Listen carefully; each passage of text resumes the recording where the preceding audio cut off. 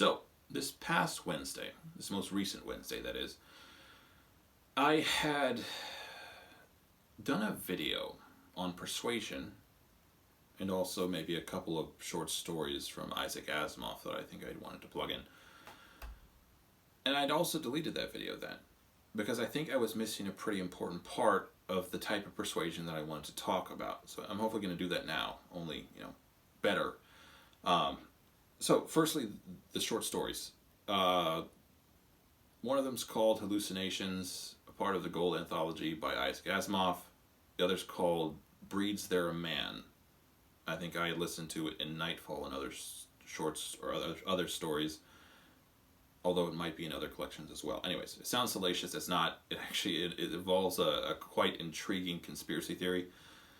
Anyways, to the idea of the persuasion I was talking about in that video, I think I had said something to the effect that people seem to be the most defensive towards and the most ready to reject ideas that they perceive as coming from an alien intelligence, right? Whereas they tend to be quite trusting of the ideas that come from their own consciousness, intellect, conscience as well. So it feels like it would follow on from that perhaps persuasion in its truest form involves not taking extreme ownership of the thought that you're trying to get across, not forcing them to perceive it as something that's coming from your mind.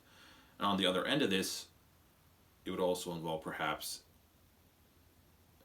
presenting an incomplete thought and allowing them to fill in the blanks themselves. I don't know if there are statistics to this effect, but it feels like books, by and large, would be far more persuasive on that point, because largely what books do is they present kind of a framework, and then your brain is like filling in 90% of the details.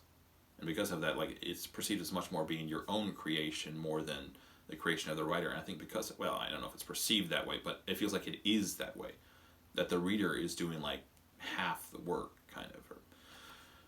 Now, this might sound a little bit like manipulation. I'm not trying to get that across.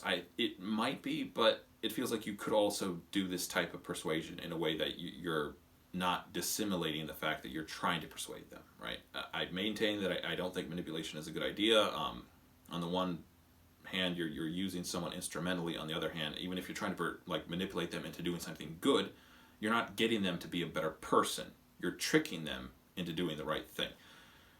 Anyways, it feels like Hollywood is kind of the perfect antithetical example of what I'm talking about.